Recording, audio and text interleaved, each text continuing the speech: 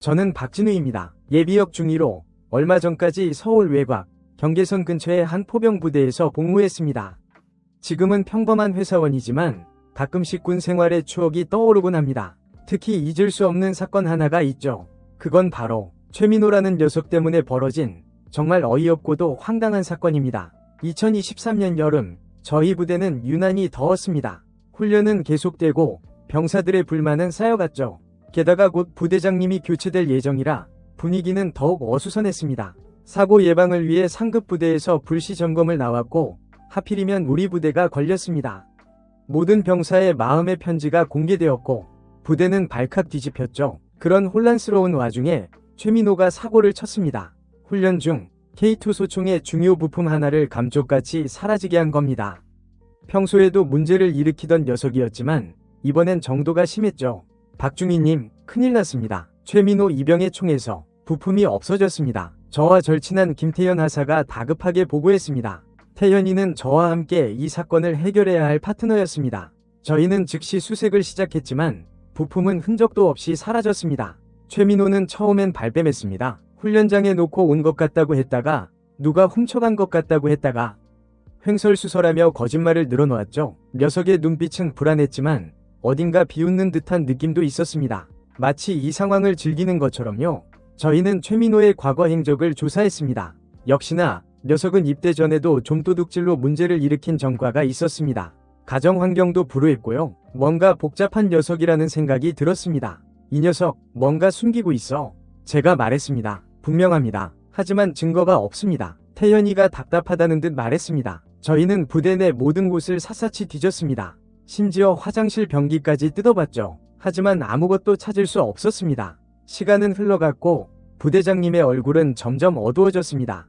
그때 태현이가 기발한 아이디어를 냈습니다. 마음의 편지를 다시 한번 꼼꼼히 살펴봅시다. 최민호가 뭔가 단서를 남겼을지도 모릅니다. 저희는 밤을 새워가며 모든 편지를 다시 읽었습니다. 그리고 마침내 최민호가 왼손으로 쓴 듯한 이상한 글씨체의 편지를 발견했습니다. 찾았다. 이 녀석 왼손으로 쓴 척하면서 힌트를 남겼어. 제가 소리쳤습니다. 편지에는 암호처럼 보이는 이상한 문자들이 적혀 있었습니다. 저희는 암호 해독 전문가의 도움을 받아 편지를 해독했고 그 결과 충격적인 사실을 알게 되었습니다. 부품은 변기창고 근처에 숨겨져 있다. 밤늦게까지 이어진 수색에도 불구하고 변기창고 근처에서는 아무것도 발견되지 않았습니다. 최민호는 여전히 입을 꾹 다물고 있었죠. 녀석의 뻔뻔한 태도에 저는 점점 화가 치밀어 올랐습니다. 하지만 겉으로는 침착함을 유지하려 애썼습니다. 최민호, 마지막 기회다. 솔직하게 말해. 어디에 숨겼어? 제 말에 최민호는 비웃음을 흘렸습니다. 글쎄요, 기억이 안 납니다. 저는 녀석의 멱살을 잡고 싶었지만 간신히 참았습니다. 대신 저는 다른 방법을 쓰기로 했습니다. 좋아, 네가 말하지 않겠다면 우리가 찾을 수밖에 없지. 하지만 너 때문에 우리 부대 전체가 고생하고 있다는 걸 잊지 마. 저는 태현이와 함께 부대 CCTV 영상을 샅샅이 뒤졌습니다. 최민호가 훈련을 받던 날 녀석의 수상한 행동이 포착된 영상을 찾아냈죠. 영상 속 최민호는 훈련 도중 슬쩍 빠져나와 변기창고 근처를 배회하고 있었습니다. 이거 봐, 이 녀석 분명히 여기 어딘가에 숨겼어. 저희는 다시 한번 변기창고 주변을 집중적으로 수색했습니다. 그리고 마침내 창고 뒤편 낡은 드럼통 밑에서 작은 부품을 발견했습니다. 찾았다. 태현이가 환호성을 질렀습니다. 최민호는 그제야 얼굴이 새파랗게 질렸습니다. 더 이상 발뺌할 수 없다는 걸 깨달은 거죠. 녀석은 결국 모든 것을 자백했습니다. 평소 자신을 무시하던 선임병에게 앙심을 품고 골탕 먹이기 위해 부품을 숨겼다는 겁니다. 최민호는 군사경찰에 인계되었고 엄중한 처벌을 받았습니다. 사건은 그렇게 마무리되었지만 저는 여전히 씁쓸한 기분을 떨칠 수 없었습니다. 최민호 같은 병사들이 왜 생겨나는 걸까? 군대는 왜 이렇게 복잡하고 때로는 잔인한 곳일까? 그 사건 이후 저는 전역을 결심했습니다. 군 생활은 저에게 많은 것을 가르쳐 주었지만 동시에 많은 상처도 남겼습니다. 지금도 가끔씩 최민호의 비웃음 섞인 얼굴이 떠오르곤 합니다. 그럴 때마다 저는 씁쓸한 미소를 지으며 생각합니다. 군대란 참 알 수 없는 곳이야. 저는 강지훈입니다. 대학교에 다니다가 군에 입대하게 된 평범한 청년이었죠. 논산훈련소에서의 생활은 생각보다 훨씬 힘들었습니다. 특히 사격훈련은 저에게 악몽과도 같았죠. 저는 K2 소총을 지급받았습니다. 그런데 제 총은 뭔가 이상했습니다. 방아쇠가 너무 뻑뻑해서 힘을 줘서 당겨야 겨우 격발이 되었죠. 다른 훈련병들의 총은 그렇지 않은데 왜 하필 제 총만 이런 건지 불안한 마음이 들었습니다. 사격 훈련 날 저는 잔뜩 긴장한 채 사대에 섰습니다. 첫 번째, 두 번째 발사는 무사히 넘어갔습니다. 하지만 세 번째 발사에서 문제가 터졌습니다. 탕! 총성이 울렸지만 뭔가 이상했습니다. 총알이 제대로 발사되지 않은 듯 둔탁한 소리가 났습니다. 노리쇠는 후퇴 고정되지 않았고 탄피도 걸려 나오지 않았죠. 저는 당황해서 어쩔 줄 몰랐습니다. 168번 훈련병, 무슨 일인가? 호랑이 교관으로 악명 높은 이성민 상사님이 달려왔습니다. 저는 잔뜩 주눅이 들어 상황을 설명했습니다. 이 상사님은 제 총을 살펴보더니 얼굴을 찡그렸습니다. 이런, 탄두가 탄피 안으로 들어가 버렸잖아? 이런 경우는 처음 보는데 저는 더욱 불안해졌습니다. 혹시 총에 무슨 문제가 있는 건 아닐까? 제가 뭘 잘못한 건 아닐까? 온갖 걱정이 머릿속을 맴돌았습니다. 저는 열애조로 빠져 다시 PRI 예비 사격술 훈련을 받아야 했습니다. 다른 훈련병들이 사격하는 동안 저는 혼자 구석에서 끊임없이 연습했죠. 하지만 불안감은 쉽게 가시지 않았습니다. 다시 사격 시간이 돌아왔습니다. 저는 심호흡을 하고 방아쇠를 당겼습니다. 텅! 또다시 끔찍한 소리가 났습니다. 이번에는 이 상사님이 직접 제 총을 분해했습니다. 그리고 노리쇠 뭉치에서 이상한 물체를 발견했습니다. 이게 뭐야? 면봉 나무잖아. 이 상사님은 경로했습니다. 제 얼굴은 하얗게 질렸습니다. 저는 아무것도 몰랐습니다. 노리쇠 뭉치를 분해해 본 적도 없고 할 줄도 몰랐습니다.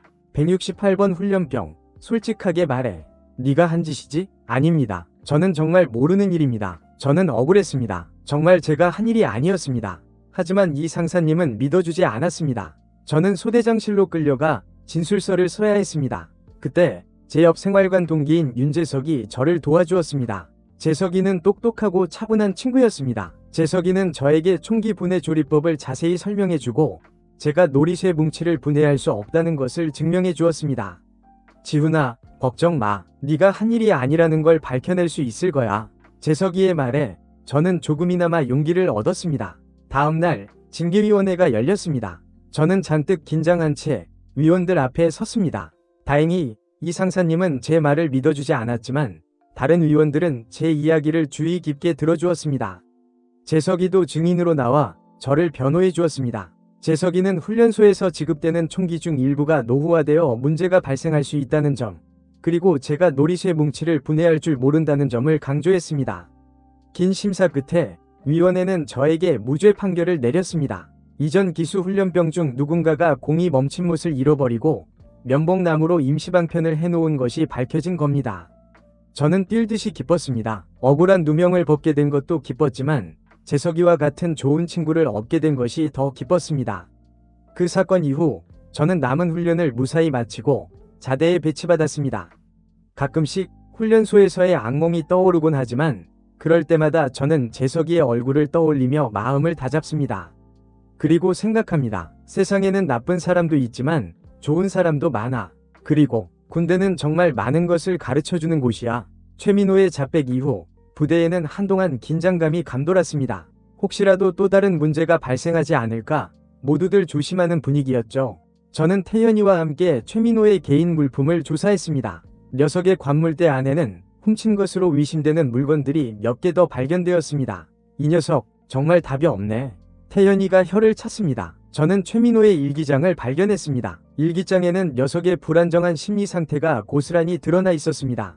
가족에 대한 불만, 군 생활에 대한 적응 어려움, 그리고 특정 선임병에 대한 증오심. 이 선임병이 누구지? 저는 궁금해졌습니다. 태연이와 저는 최민호가 언급한 선임병을 찾아 나섰습니다.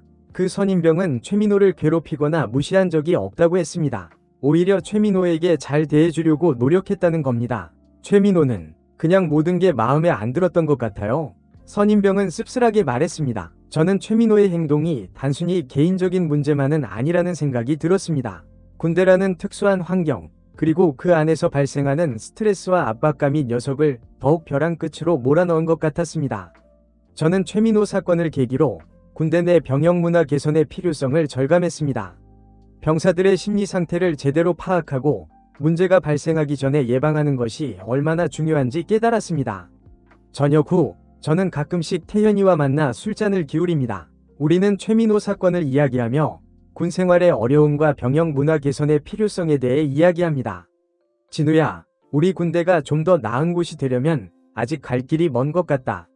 태연이가 말합니다. 그래, 하지만 우리 같은 사람들이 계속 노력해야지. 저는 답합니다. 무죄 판결을 받은 후 저는 훈련소 생활에 더욱 적극적으로 참여했습니다. 재석이와 함께 사격 연습도 하고 체력 단련도 열심히 했죠. 재석이는 저에게 든든한 버팀목이 되어주었습니다. 지훈아, 이제 총 쏘는 게 무섭지 않지? 재석이가 물었습니다. 응, 덕분에 이제는 자신 있어. 저는 웃으며 답했습니다. 훈련소 수료를 앞두고 저희 분대는 마지막 종합평가를 받았습니다. 저는 모든 평가에서 우수한 성적을 거두었고 특히 사격에서는 만점을 받았습니다. 168번 훈련병 강지훈, 사격 만점, 축하한다. 이성민 상사님이 제 어깨를 두드리며 칭찬했습니다. 왠지 모르게 뿌듯한 기분이 들었습니다. 훈련소를 수료하던 날 저는 재석이와 뜨거운 포옹을 나누었습니다. 재석아, 정말 고마웠다. 너 아니었으면 난 어떻게 됐을지 몰라. 무슨 소리야. 우리는 친구잖아. 자대 가서도 연락하고 지내자. 그래, 꼭. 저는 재석이와 헤어져 새로운 부대로 향했습니다. 훈련소에서의 경험은 저에게 잊지 못할 추억이자 값진 교훈이 되었습니다. 저는 더 이상 나약하고 소심한 대학생이 아니었습니다. 저는 대한민국 육군병장 강지훈이었습니다. 시간이 흘러 저는 제대 후 사회생활에 적응해 나갔습니다. 하지만 군대에서의 경험, 특히 최민호 사건은 제 마음속에 깊이 남아 있었습니다.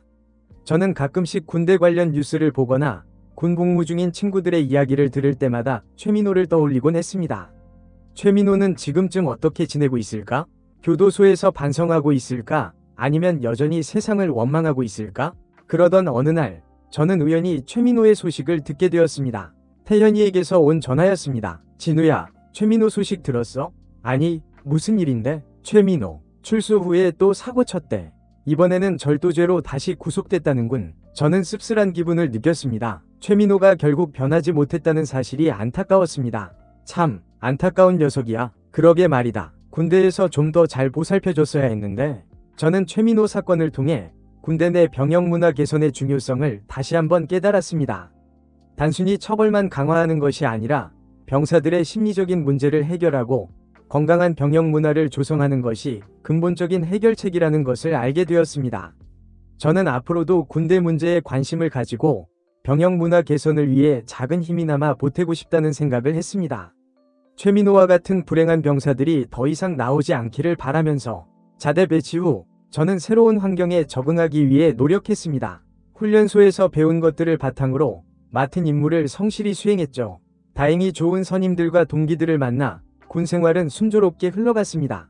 저는 가끔씩 재석이에게 편지를 쓰거나 휴가 때 만나 함께 시간을 보내곤 했습니다. 재석이는 여전히 밝고 긍정적인 모습이었죠. 지훈아, 군 생활 할 만하냐?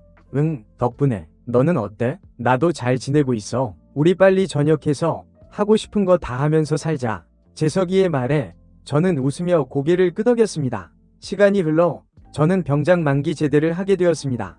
군 생활 동안 많은 것을 배우고 경험했지만 가장 소중한 것은 역시 좋은 사람들을 만난 것이었습니다. 특히 재석이와의 우정은 제 인생의 큰 선물이었죠. 전역 후 저는 복학하여 학업을 이어갔습니다. 그리고 재석이와 함께 훈련소에서 겪었던 일들을 바탕으로 웹툰을 연재하기 시작했습니다. 웹툰은 예상외로 큰 인기를 얻었고 저희는 유명 작가가 되었죠. 지훈아, 우리 훈련소에서 면봉사건 겪은 게 이렇게 도움이 될 줄이야. 그러게 말이다. 인생 참 알 수 없어. 저는 웹툰을 통해 군 생활의 현실과 병영 문화 개선의 필요성을 알리고 싶었습니다. 그리고 훈련소에서 만난 소중한 인연들을 영원히 기억하고 싶었습니다.